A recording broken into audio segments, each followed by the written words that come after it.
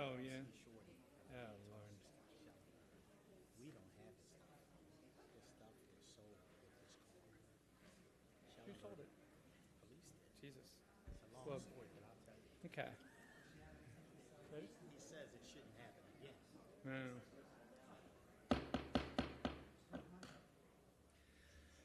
Legislative Day number 18 will now come to order.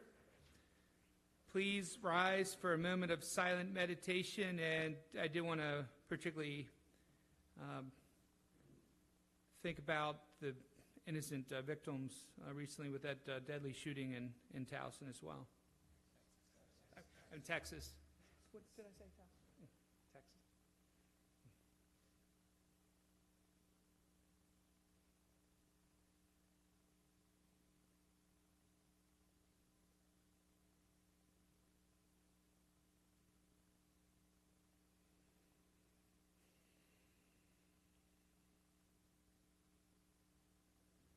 I will now call upon Councilman Marks, who will lead us in the Pledge of Allegiance to the flag.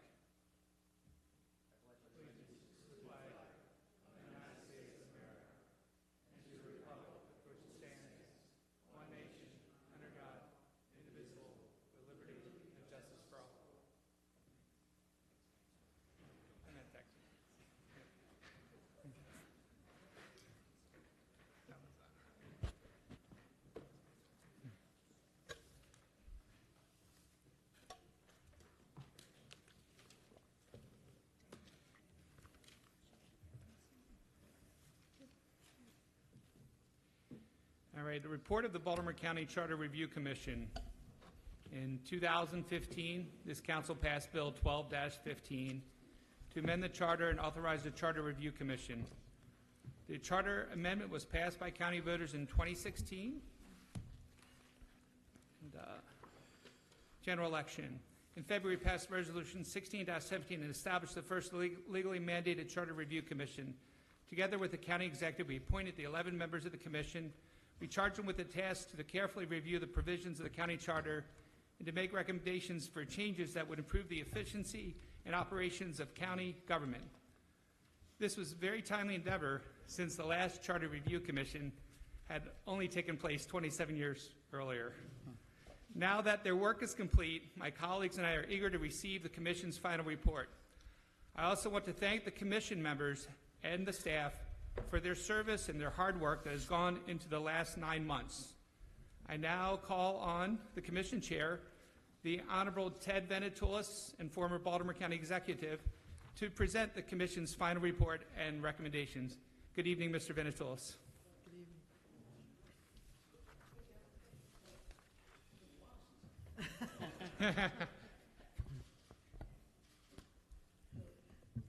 Let me say this. I'm, first of all, delighted to have served and delighted that you all asked me to be chairman and the other members of the commission. I would have given the right arm to have a unanimous vote from the council when I was county executive. So I'm really delighted to be here and to submit this report. I think it might be good, since there are some audience members who might not recognize some of the commission members, that if they would stand and introduce themselves so they could all see them. They're scattered throughout the... Ed, why don't you start? Stand up.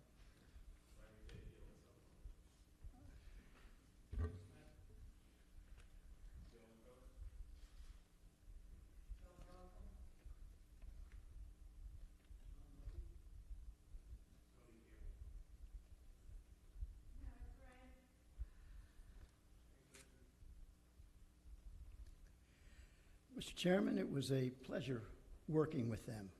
As I mentioned earlier, that was a terrific group of people. Each of you should be proud of your recommendations. At no time in the course of these discussions did I hear the word Democrat or Republican mentioned. It was really a true spirit of not just bipartisanship, but an interest in what might be best for the county and how we might construct the charter or help to add to the charter or to take things out of the charter that were appropriate. It was really a pleasure working with these folks. Let me give you a couple of thoughts on the approach that we took, which might be helpful to you.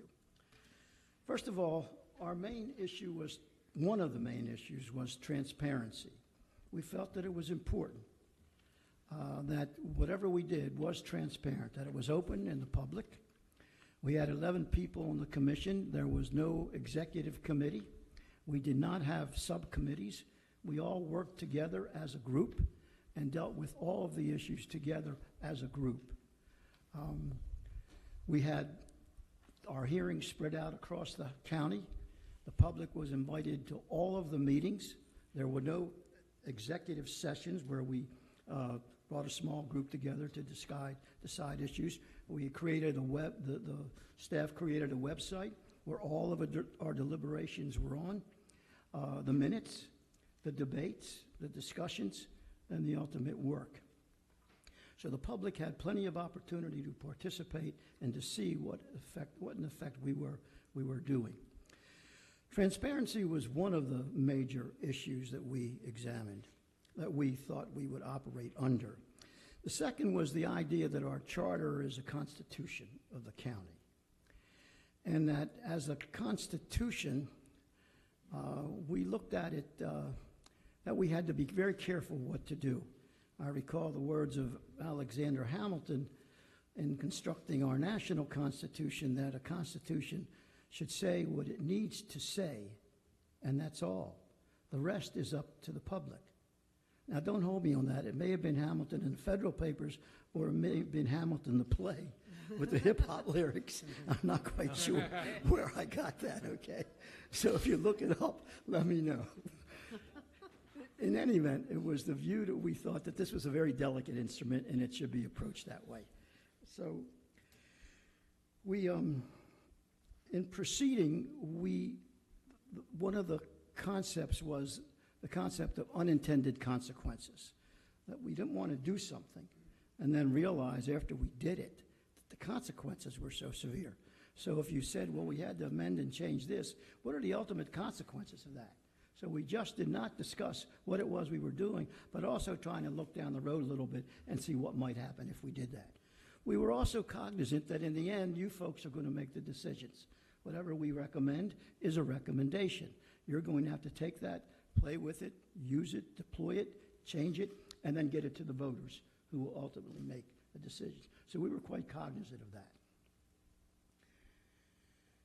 We approached the charter in two ways. We first went through it article by article to get a handle on what it contained. And we reviewed the article, and I must say the staff was terrific. Mike Fields and Tom Petticore, Tom, who's with us tonight, they were terrific. They really did pitch in and help us construct our approach properly and gave us the background and the information that we needed. So we went through it article by article, and then we came back and approached it by issues. What were the major issues? What issues did members of the council want us to deal with? What issues did the public want us to deal with? And we dealt with the charter issue by issue. All of those, in both instances, we framed some debate. So I will go through quickly because you've got the instrument in front of you. You will be able to read it. And by the way, the report includes the debates that took place, why some things were not included and why some things were. We also tried to approach it on a consensus basis, that we would try to get a consensus with everything we did because we knew this charter was a document for the whole county. And so we wanted to have some sense of unanimity on what we did. And that is exactly how we approached it. First, there were a lot of technical issues that we had to deal with that the staff felt really were important. And as a result, we did a lot to clean up what we called technical issues. The new charter is a gender neutral, for example. That was not the case. And it's not easy to do. And I doubt very much if there are a lot of county charters that are today gender neutral. They just weren't constructed that way. This one is, it will be. We updated a lot of names, offices that had developed or changed names throughout the process and brought them up to date so the charter has a more coherent and more up-to-date feel to it. And in that regard, we removed language that was dated language or language that was simply no longer applicable. So in that regard, as an instrument, it reads a lot better, it makes a lot more sense, and doesn't have a lot of little inadvertent items in it, at least we hope. And the staff did a great job on that. We then proceeded to what we called substantive recommendations. We extended, first of all, we deleted language that would allow a bill to be introduced and passed at the same legislative session. The commission felt that that was dated and shouldn't belong in there, but and also at the same time we extended the time for a passage of a bill from its present 40 days to a 65-day period, giving the civic community felt strongly about that, and we were giving them a little more time to discuss and debate that particular issue. That you'll find in the charter and the recommendations. In terms of the executive branch, we, and I'll come back to the legislative branch again, we made a little, we kind of contemporized the idea of the executive appointing all the department heads and made it clear that he did, and put all the departments under the same level. In effect, the executive now, I think the planning department was not similar to the other departments. And so we clarified that. We also insisted, or in the document, that the executive send reappointments up after an election. If that executive is reelected, that those appointments have to come back to the council after that election. I think one or two executives may have done that, but we, in effect, have put it in the charter. So after an election, the board, if they want to keep the same department heads, they'll have to be submitted to the council for their approval. And the planning department will be part of that process as well. We did not make any changes in terms of the appointments of the county administrative officer, the zoning commissioner, and the deputy zoning commissioner. We felt they were operating well. And in general, by the way, we felt the county was operating in a reasonable way, that it did not need major or drastic overhauls. You all should feel proud of that. I mean, there's been the county, with all the flaws and debates that we have, is operating pretty good in terms of counties across our country. So we did not recommend any changes in those regard. And also with the People's Council, which created a lot of debate. I'm somewhat familiar with it because it started in my administration when the public really needed some zoning help at the time. Development was a big issue and a lot of controversy about it. In fact, as I recall, when I came in, the county was in a moratorium where there could be no development until we cleaned things up. And part of cleaning them up was to provide to the public this People's Council, which would allow them to have a voice. How it's developed is a different matter. And there's some controversy over whether they, who really, who do they report to? And the idea of the People's Council was to be somewhat independent. And it breeds problems when that's the case, because everybody's got to have a boss somewhere. We did not tamper with that. We debated it, discussed it, but kept it the way it is, because we, in the end, thought that ultimately that judgment is going to be up to the way the executive and the council, the person that they select for that office. And that's very crucial. And if they're not careful about who they appoint, there will be problems. But we could not find a better way of dealing with what is essentially supposed to be an independent personality. On the exempt service issue, which became somewhat controversial during our debates and discussions, what we are suggesting is that the charter contained language that would set up a compensation system for the at-will employees, or what we all call political employees, the exempt employees, the way you have for the merit employees, that there should be a policy judgment made by the council and the executive to do that. And since the merit system is in the charter, we ought to do the same thing. And that might help alleviate whatever controversy surrounds that issue. It may or may not. But we felt we ought to put it in the charter, recommend to you all that you ought to treat the exempt officials the same as you treat the merit officials. So that you'll find in the charter.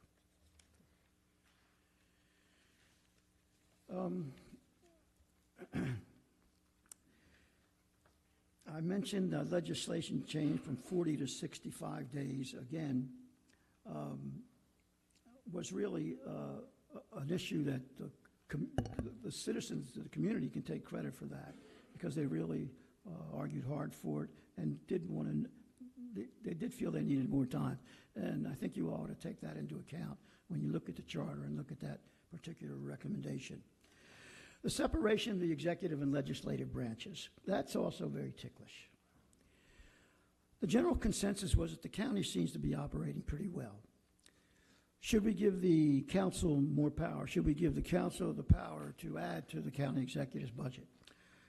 Really did not have a lot of support, and justifiably so. I did not believe, I talked with any council people or former council people who really thought that would be a good idea. It opens up a whole different level of pressure upon the councilman, and it could be harmful to the ability to keep the budget in a reasonable fashion. So we chose to keep the, not to add to the council's ability to increase the executive budget, and to keep the system the same that it is. It seems to be working. You always have the right to change that when you get these recommendations. It's very touchy, and one has to be very careful. And you'll read the debates on that in the paper that we present to you.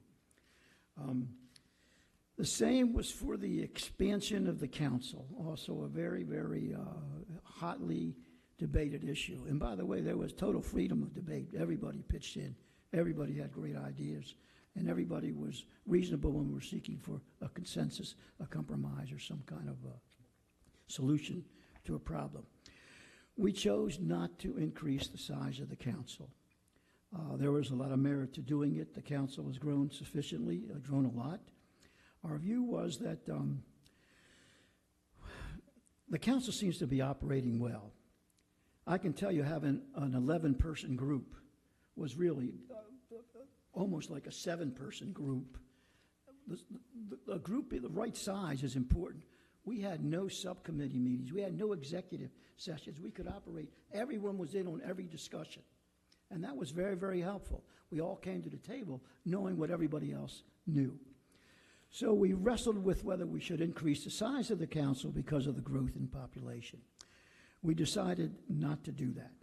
We also felt strongly that the council, if they chose to do it, could obviously do it. And also, with the next census coming in, that might be the time to take an examination of whether the council should be larger.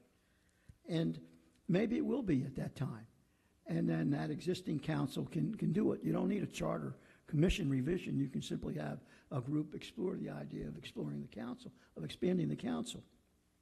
And we looked at it from a number of different ways. I mean, it was really very highly debated because there were some pluses to increasing the size. We also looked at, instead of that, increasing the staffing for the council, so that could compensate for the growth in population in the constituency that they served. That maybe remembering that if we added, I think we were looking at 9 or 11, whatever, we would add cost to the council. We'd have to increase salaries, we'd have to increase the staff, we'd have to increase the space, and also a part of the unintended consequences of what you do.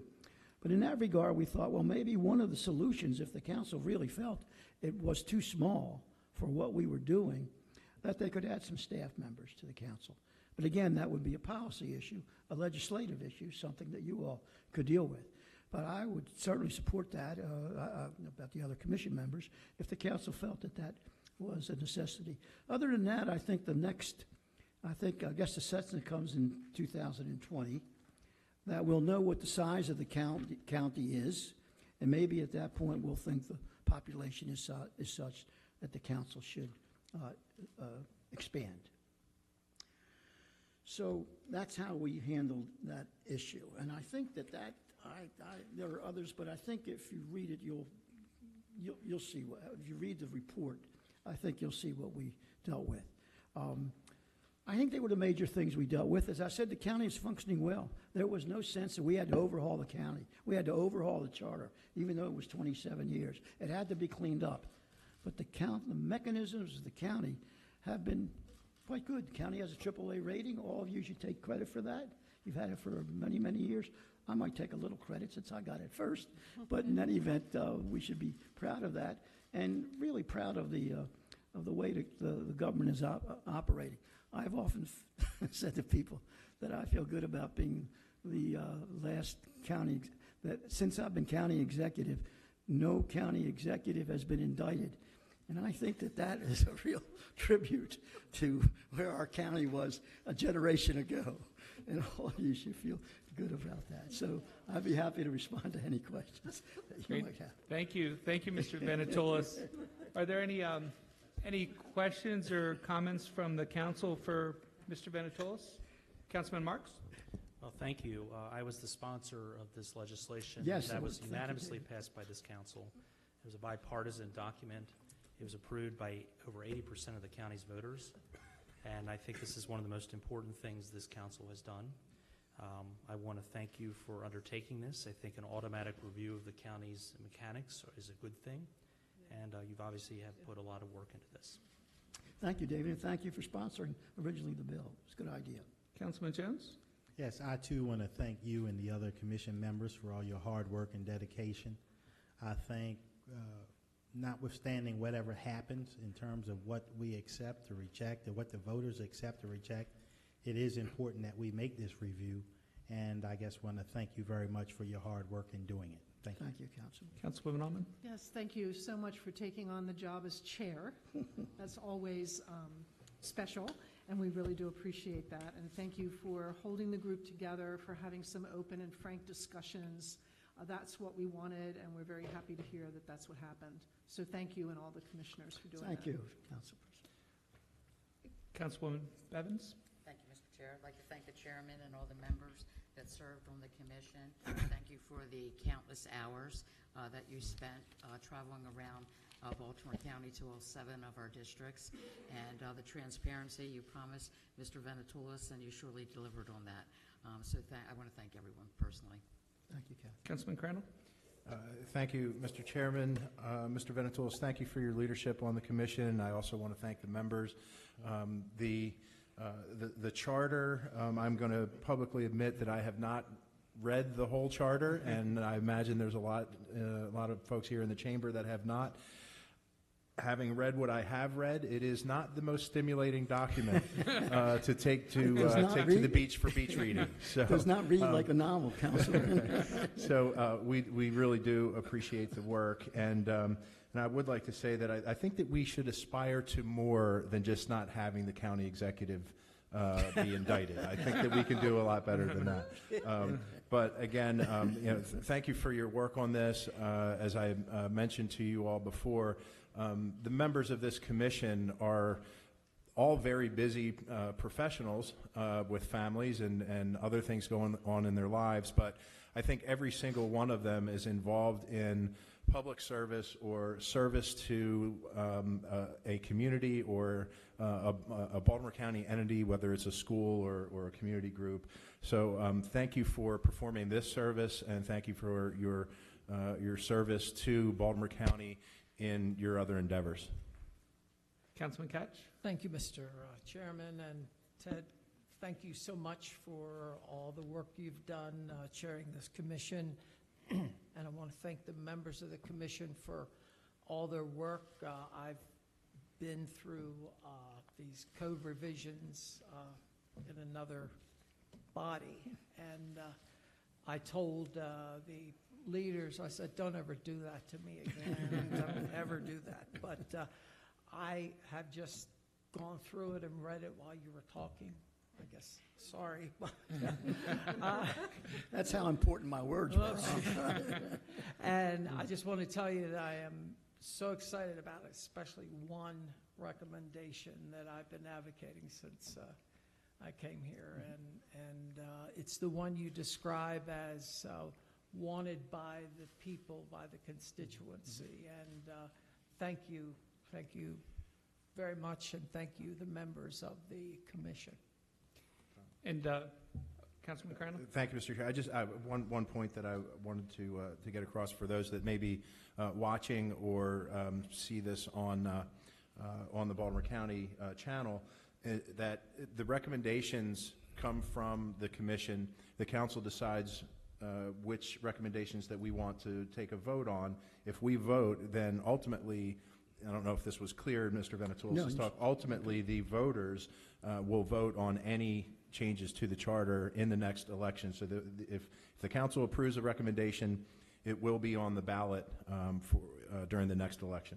Todd, let me respond. That's an excellent point. I'm glad you reiterated it. The council can add things to these recommendations. The council can drop them. Really, in the end, it's in your ballpark, and in the end, the public will make a judgment on what you all recommend. And Mr. Venetoulos, I did want to thank you again for chairing this really important commission. As Councilman Mark said, I mean, this is a very, very serious and important review of the charter. And as Councilman Crandall rightfully said, there's very few people, I think, that have actually read the charter from the beginning to the end. That alone really gets you guys a whole bunch of free dinners. So including Jack Murphy, my appointment. And it's not easy stuff to get through. It really isn't. This is serious stuff, and this is difficult stuff. And this is an unpaid volunteer position that all of you did for the county. So I did want to truly recognize true public service. All of you who spent countless hours working through this, including our staff, including the commission members, including the chairman. We just can't thank you enough. I mean, it's truly public service, and thank you all for your work and your dedication to the county. So, Thank you. thank you.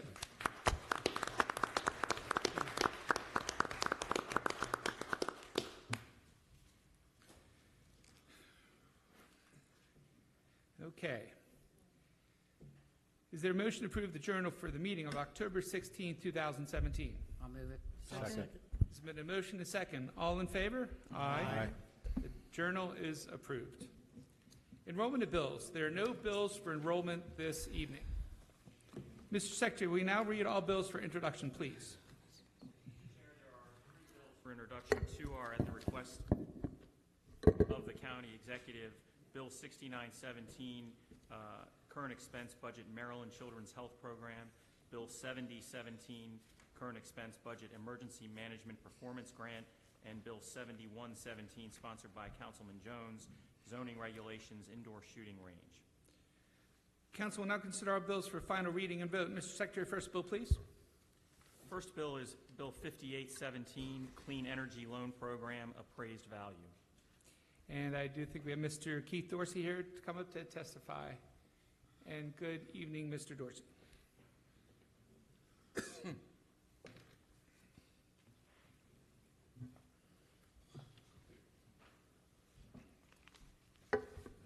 Good evening, Mr. Chairman and members of the County Council.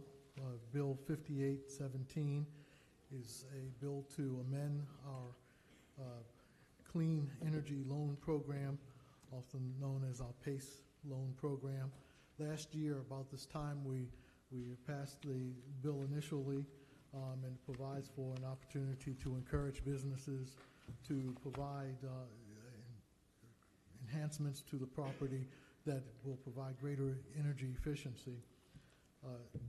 In the nature of the program, there is a guideline that stipulates that to make sure that it's affordable for the individuals taking out the loan, that the loan amounts not exceed 20% of the full cash value of the property.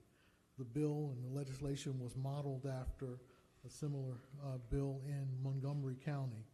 What Montgomery County has found since initiating their bill was that it has one flaw in it, and that is in terms of when we talk about the full cash assessed value of a property, that is not a workable figure when we're talking about new construction that's not there yet. And in fact, that the full cash value on the construction may be listed as 0 before it's built. And so they have come back and altered their language to say that the limit would be 20% of full cash value or its appraised value. That would allow for a third-party commercial appraiser to affix a real price for the value of the project. We're coming to you now and asking for a similar amendment to our law that would allow for the determining factor to be not just the full cash value, determined by the State Department of Assessment and Taxation, but also it could be used in terms of an appraisal conducted on the property in terms of the eventual value of the property. And are there any questions or comments from the members? Councilman Crandall? Thank you, Mr. Chair. I recall during the work session, I'm not sure if I asked you or the gentleman that testified from, was it Pace? Yes, Merlin Yeah. Pace. I asked, how many projects since we initiated the program, how many projects that have been started, and the answer was 0. So clearly, we need to change things up in order to, I think the council unanimously agreed to the original program because I think we all believe in incentivizing the adoption of solar throughout Baltimore County. So we clearly need to fix the program in order to get it going. Any other questions or comments from the council? All right. Mr. Secretary, please call the roll on Bill 58-17. Mr. Quirk? Aye. Mrs. Allman? Aye. Mr. Catch? Aye. Mr. Jones? Aye. Mr. Marks? Aye. Mrs. Bevins? Aye. Mr. Crandall? Aye. Bill 58-15 is passed. Thank you. Thank you. Mr. Secretary, next bill, please. Next is Bill 5917, Current Expense Budget Heroin Coordinator Grant. And then we have Captain Wes Fisher here tonight to testify.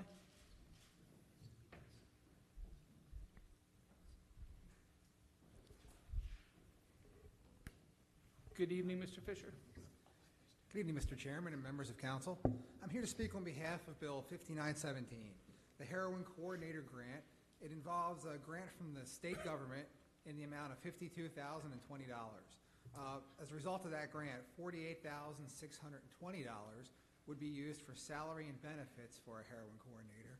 $3,400 of that would be used for software licensing to be used by that person in that position. The grant is for a part-time, 34-hour management assistant employed by the police department. They'd be responsible for data entry to include federal and local databases directly related to the heroin overdose crisis. They would also assist us in making referrals to the health department of people who've suffered non-fatal overdoses. And then finally, they would also track trends related to the overdose epidemic, including the ultimate findings of the medical examiner's office and things like the types of drugs we're seeing on the street, and then providing reports to us regarding that. This is currently done by a sworn officer. There's no matching funds required from the county, and the position would be in place as long as the funding is available. Questions or comments from the members? Mr. Fisher, I have a question. I had a reporter recently ask me if we keep track of how many deaths due to opioids and due to all the different drugs out there. Sounds like this will help us have those answers more readily. Absolutely, yes, sir. Any other questions or comments from the members? All right, Mr. Secretary, please call the roll on Bill 59-17. Mr. Quirk? Aye. Mr. Crandall? Aye. Mrs. Bevins? Aye. Mr. Marks? Aye. Mr. Jones? Aye. Mr. Catch? Aye. Mrs. Allman? Aye. Bill 59-17 is passed. Thank you very much. Mr. Secretary, next bill, please. Bill 6017, Current Expense Budget Cops and Kids Sports and Child Protection Program. And I see we have Mr. Colonel Al Jones coming up to testify. And good evening, Colonel.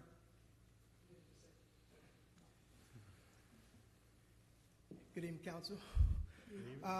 First up is the bill. Baltimore County, we actually received a grant of $6,676 from the Governor's Office from Crime Control and Prevention for 2 community projects that are aimed at targeting youth between the ages of 8 and 16 years old. The first program is the Cops and Kids Basketball Clinic. We hold several 3-hour basketball clinics across Baltimore County throughout the year. $2,076 of the funds will be used to purchase additional supplies to run the clinic, such as basketballs, bags, and other sporting supplies. The second program is under the Child Protection Program. The police department would like to purchase 2 child computer ID kits for the purpose of recording photographs, fingerprints, and other vital information for the safety of the children. The cost of these two child computer kits are $4,600. Both of these programs will build trust between the officers and the youth in Baltimore County while reducing juvenile delinquency and helping to ensure the safety of our children. There's no cost to Baltimore County if the grants are approved and accepted. Any, Councilwoman Norman? Colonel Jones, good evening. Will we be keeping records and statistics of how the programs are working moving forward? We've actually been tracking both. Well, the Cops and Kids Basketball Clinic is actually 2 years. We've been doing it for now 2 years. So far, well, let's say last year, we've actually were able to have an interaction with 350 kids throughout Baltimore County. So as each of these clinics continue to go on, hopefully we will actually be able to reach more of those kids, and I think it's important. Congratulations. So that they can actually see us in non-traditional roles. It's great. Thank you very much. you. Any other questions or comments for Colonel Jones? Mr. Secretary, please call the roll on Bill 60-17. Mr. Quirk? Aye. Mr. Catch? Aye. Mr. Jones? Aye. Mrs. Allman? Aye. Mrs. Bevins? Aye. Mr. Crandall? Aye. Mr. Marks? Aye.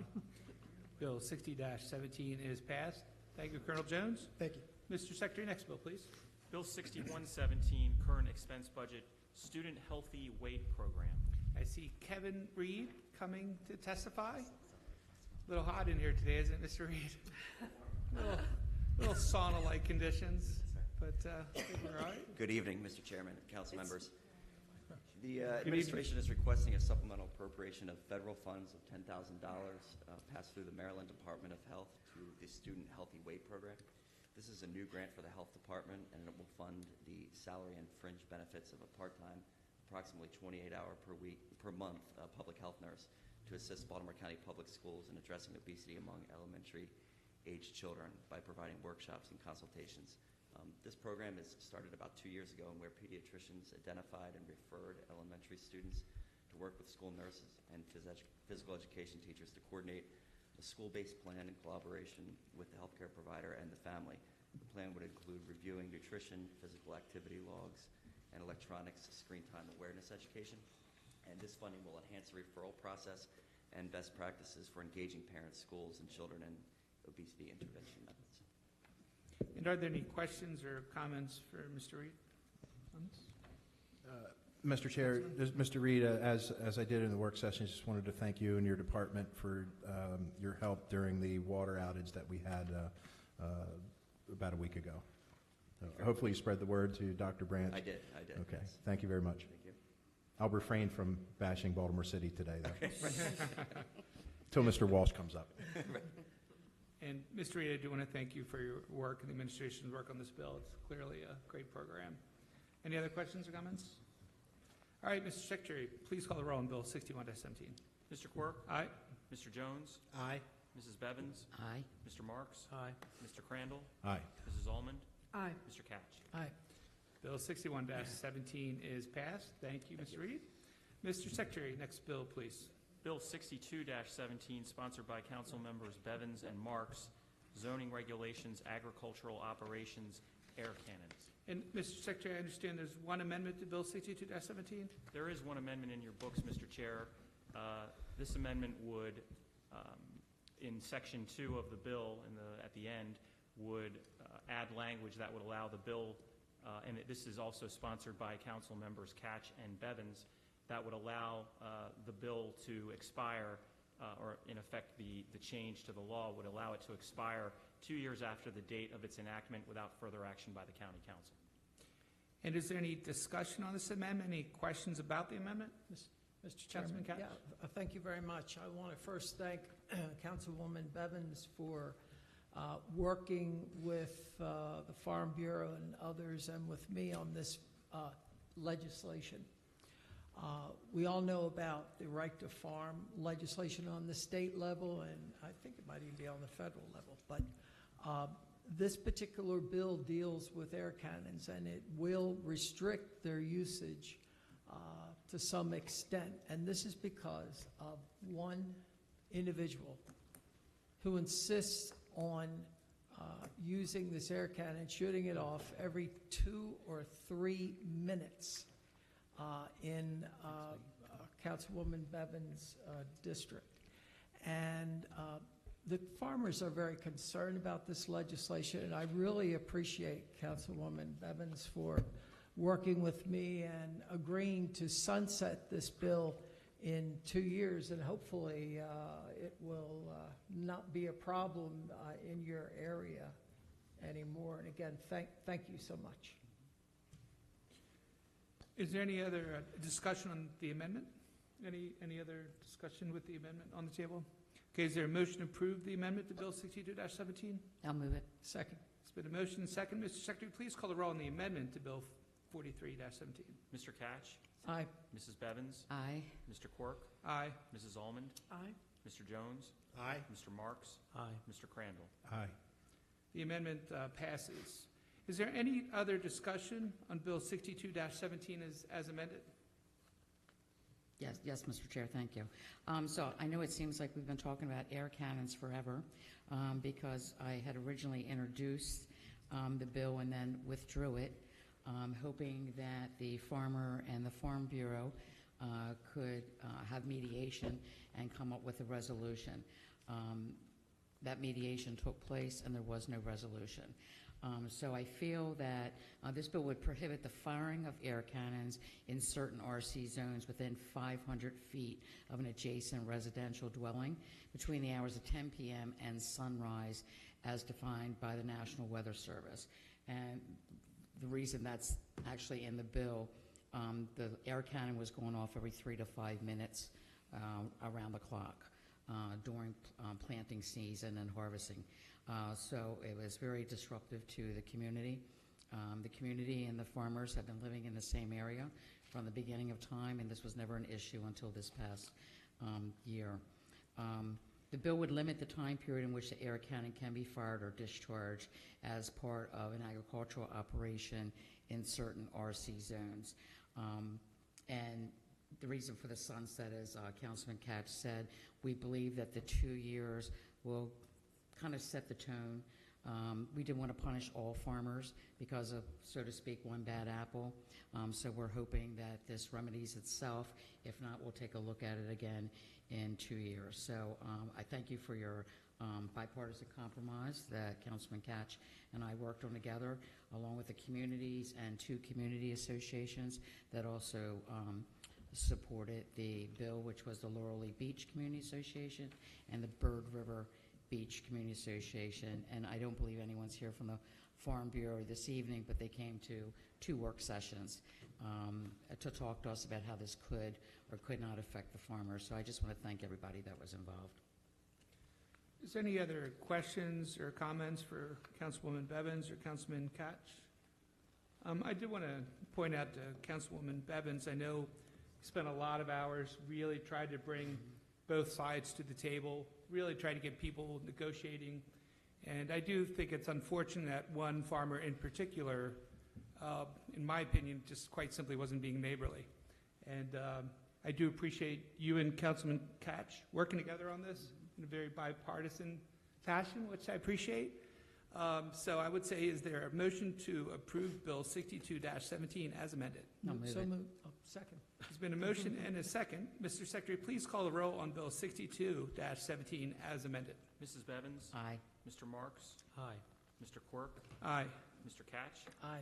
Mrs. Almond? Aye. Mr. Crandall? Aye. Mr. Jones? Aye. Bill 62-17 as amended is passed. Mr. Chairman, Councilman?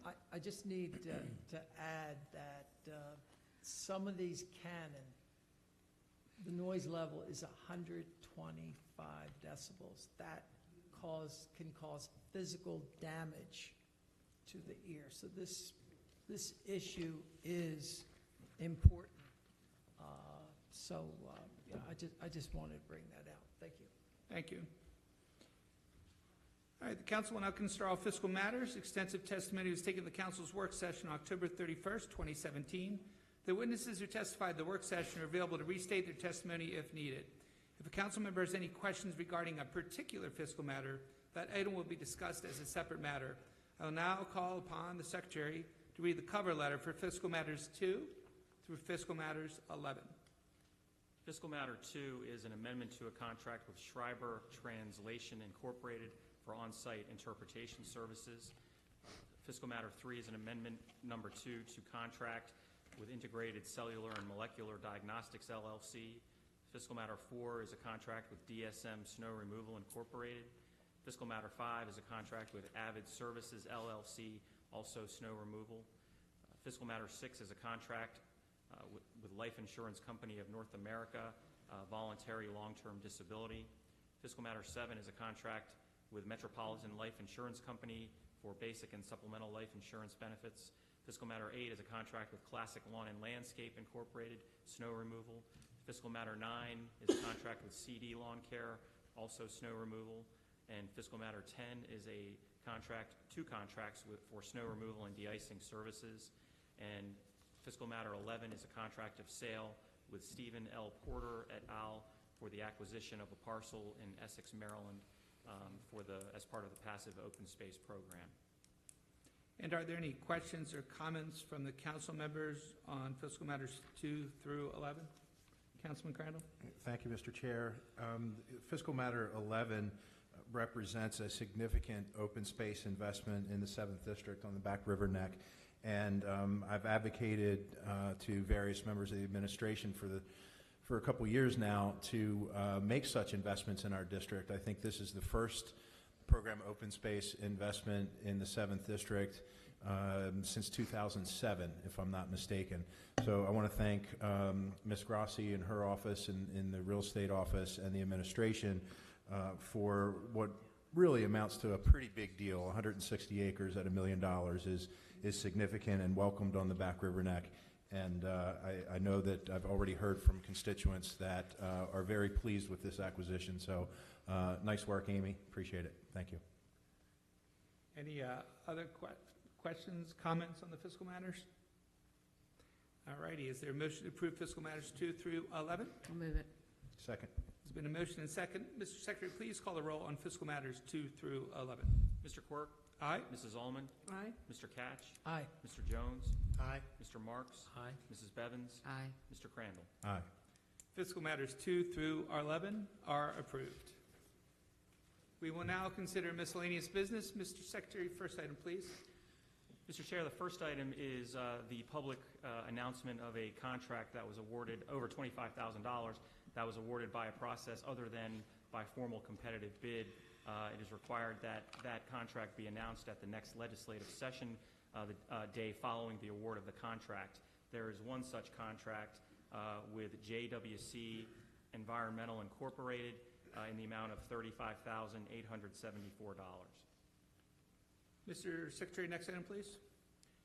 Next item is Resolution 9117, sponsored by Mr. Quirk at the request of the County Executive to accept a gift from the Maryland Department of Public Safety and Correctional Services. And Mr. Dorsey, I know you're still here. Thank you for sticking around at this rather hot temperature. I'm melting. Actually, I find it very comfortable in here. In terms of Resolution 9117, it's a request to accept a gift from the Maryland Numbers Board, the Maryland Department of Public Safety and Correction Services Emergency Number System Board. It's for $644,369. The county wouldn't actually take receipt of the funds, but the funds would be paid to a vendor selected to provide the service, in this case Geocom and Unicom Government Services. What's going on is that we want to update the mapping system in the 911 center. This portion of the funds would go to cover the costs related to the call takers. There's another portion of the project. The total project is just under $2 million. The other portion of the project would go to covering those costs for the fire and police dispatch, as well as upgrade to the police and fire automatic vehicle location functions, as well as provide a mobile mapping system in police and EMS vehicles. So as I said, the total project is $1,986,000, of which we would be receiving indirectly $644,369 from the Maryland Numbers Board to pay for the cost of providing the new mapping for the call takers in the 911 center. Are there any questions or comments for Mr. Dorsey? Is there a motion to approve Resolution 91-17? So moved. Second. It's been motion second. Mr. Secretary, please call the roll on Resolution 91-17. Mr. Quirk? Aye. Mr. Crandall? Aye. Mrs. Bevins?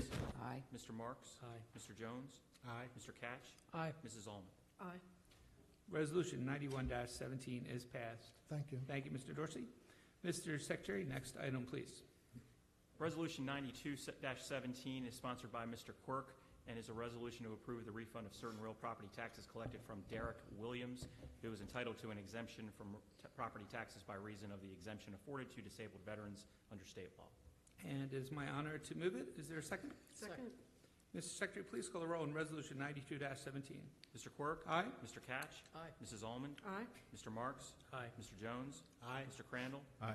Mrs. Bevins? Aye.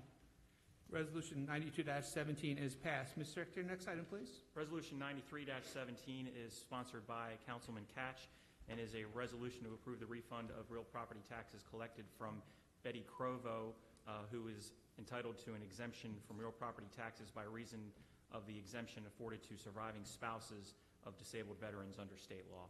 It's my honor, Mr. Chair, to move this resolution.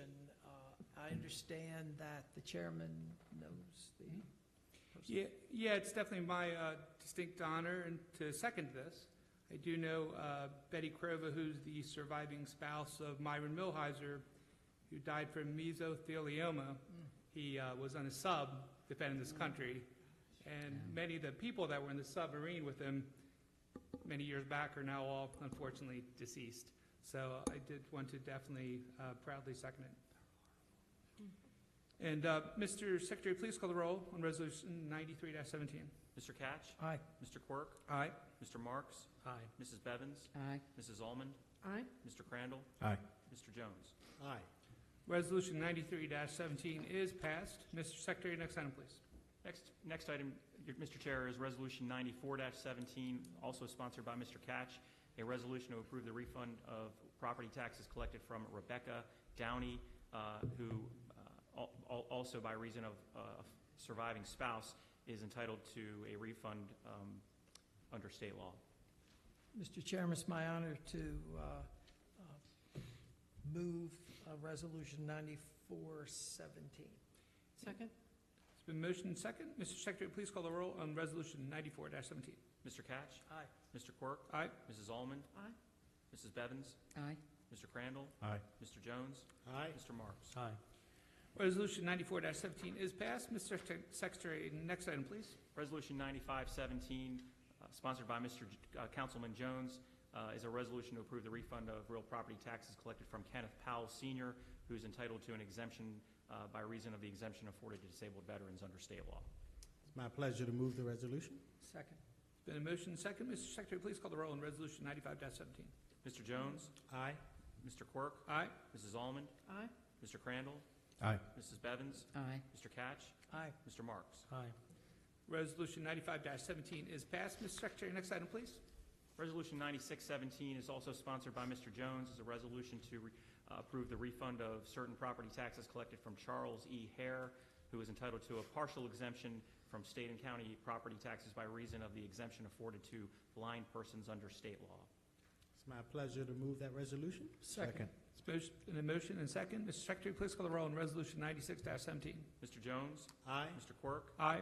Mr. Catch? Aye. Mrs. Bevins? Aye. Mr. Marks? Aye. Mrs. Ullman? Aye. Mr. Crandall? Aye. Resolution 96-17 is passed. Mr. Secretary, next item, please. Resolution 97-17 is sponsored by Mrs. Bevins and is a resolution to approve the refund of certain property taxes collected from Charles Clark, who was entitled to an exemption by reason of the exemption afforded disabled veterans under state law. It is my honor to move that. Second. It's Motion and second. Mr. Secretary, please call the roll on Resolution 97-17. Mrs. Bevins? Aye. Mr. Quirk? Aye. Mr. Crandall? Aye. Mrs. Almond? Aye. Mr. Marks? Aye. Mr. Jones? Aye. Mr. Catch? Aye. Resolution 97-17 is passed. Mr. Secretary, next item, please. Next item is Resolution 98-17, sponsored by Councilwoman Bevins.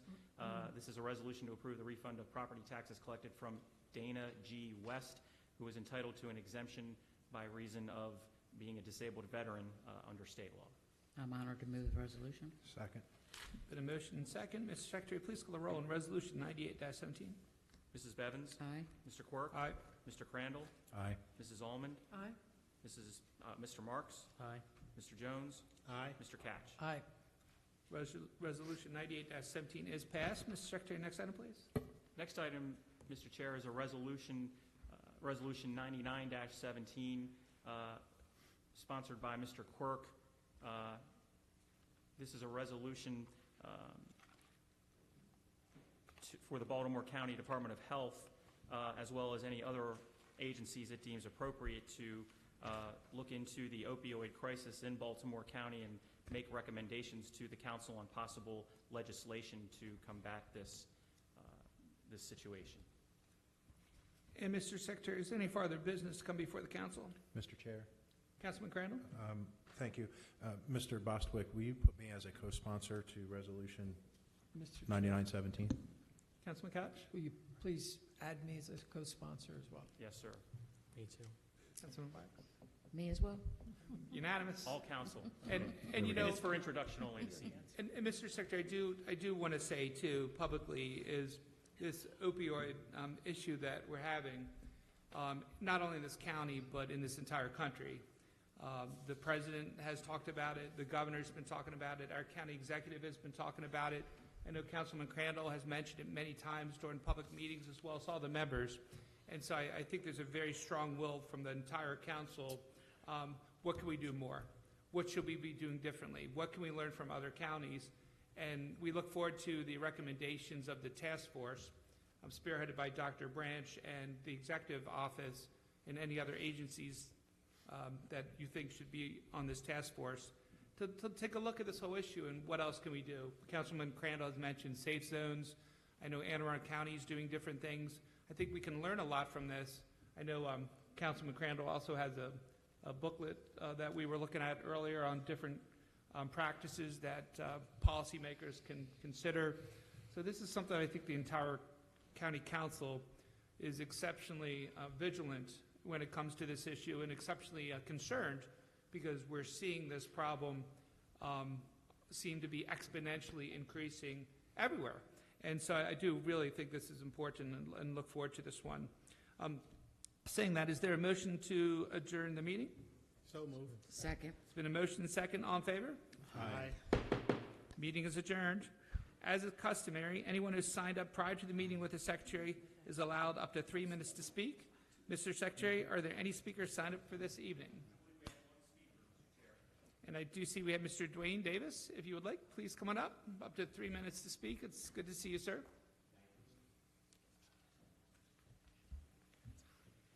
I'm here use my 3 minutes for you to answer the questions that I asked you at the last county meeting. I asked you if blacks have any rights in which white people respect.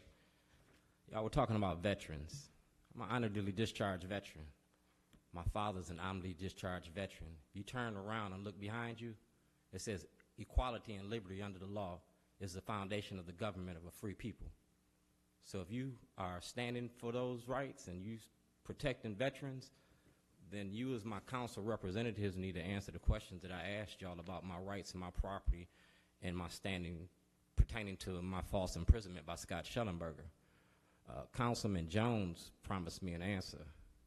You promised me an answer, and you didn't give me one. I haven't got one. Well, I figured I'd see you tonight. You know I'm coming. So until I get an answer, I get 3 minutes every month or every time I come here. My property was stolen, and the property that was stolen was a film that I was doing about the politics in the state of Maryland. So if I got to come here every month and use those 3 minutes until I get 60 minutes to show our voters how our government works and how they defend our rights, I defended my country. Are you going to defend me? And I want to answer. I still got a minute and 35 seconds for y'all to answer my question about my property. I just came from, just I'll add this. Last week I gave you a writ of certiorari. This is from Judge Cox. And Judge Cox said that she can't get involved because I haven't been given a case number or you know what I'm saying, a docket number. Now that docket number is being blocked by the state's attorney's office. I'm supposed to have my rights protected if he likes me because I'm black or not, if he likes me because of my politics or not. You know what I'm saying? You can't block me access to equal representation or access to the court because of the color of my skin or my politics. So I take an answer from all of y'all. Councilman Jones? Yeah, Mr. Davis, first of all, I feel, last week or a couple of weeks ago, I told you I would look into your situation, and I did. I spoke with Scott Schellenberger, and I'm not going to go into all the details here because some of this is your personal information. But You can. Well, you know. You can. To make a long story short, as I understand it, it was very unfortunate, but from what I understand, we do not have possession of your property. It's not about the property. See, that's where we have a misunderstanding. I got a letter from the comptroller's office asking for an audit, and the audit ain't got nothing to do with the property. This audit has to do with identity theft. It has to do with identity theft. The pack that I gave you had to do with identity theft and fraudulent checks. That's what this case has to do with that I gave y'all last week, the one that I'm talking about.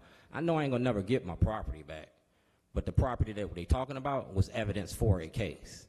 You understand what I'm saying? No. I'm not gonna get the property back. I understand that. I'm not asking for the property back. I'm asking for my right to access the grand jury for the case that I presented in front of the Baltimore County Police Department and Scott Schellenberger over 4 months ago. Well, As far as like forgery, check card, those type of things. That's what I'm asking about. Well, let me just say this, not to get into a lot of detail here, because I don't think it's beneficial to hold everybody up. But from what I understand, everything that happened to you, you had your day in court. No, I did not. And you went to court. And I won my case. And you lost your case. No, sir.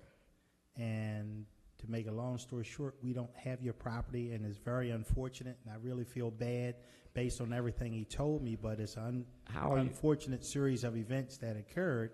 You're going to go to coming here every day is not going to, you know, we are powerless to do anything about it, I guess. But you went to the source of the problem to ask the problem when they created it. You're supposed to go, those are my rights. Like I said, I didn't ask you to go about my property. I asked you about a current case that's sitting in the office that I filed in August. That's what I asked you about. I know I'm not going to get my property. I'm not asking for my property. I'm asking for access in the court, and I'm asking you to do your job that you took a sworn oath to the same way that I took an oath to. Like I said, I'm going to come back here until y'all do something, or I'm going to show the public how we are treated as individuals, because I'm asking for my rights to approach the court on stolen checks and fraud from the court. But you know we are not the place to do that. But I can't go to Scott Schellenberger because he's the problem. So who am I supposed to? You got executive, legislative, and judicial branches of the government. The county executive just came here and spoke on those. It's called checks and balances. I'm asking you to use your power as your branch of government to protect my rights. Is that understandable? Mr. Davis, if I could, we have talked to our legal counsel, both our county attorney and also our county attorneys in reference. And your county attorneys are the ones that wrote the subpoenas to block the subpoenas to address this issue in the past. Well, so again, this is not about them. This is about y'all. Right. But what I would say, and I'm also concurring with Councilman Jones, is I think there's the Attorney General Grievance Committee, if I'm not mistaken. Attorney General Disciplinary Committee? Is there a disciplinary committee? There's other avenues that you can look at. There's a clear separation of powers between the executive branch, the legislative branch, the judicial branch, and we have our own. So who holds the judicial branch accountable? I'm asking you. I think it's through the courts. I think it's through. But who holds the courts accountable? That's the judicial branch. This is the legislative branch. We make the laws, we vote on And the those laws in which that you wrote are victims' rights laws, and those victim rights laws have been violated by those courts. So who holds those victim right laws in which you legislated and created to protect my rights? That's what I'm asking. Y'all wrote the laws, and you just admitted that you wrote the laws. So who protects my rights at the laws that you wrote? We didn't write them all. Councilwoman Bevins? Yes, thank you, Mr. Chairman. I would just like to thank you for your service. Thank you. Yes, ma'am. Thank you for coming. Appreciate it. Well, I'll be back. We'll see you We're soon. gonna keep seeing till you decide that you want to protect my rights or tell me something.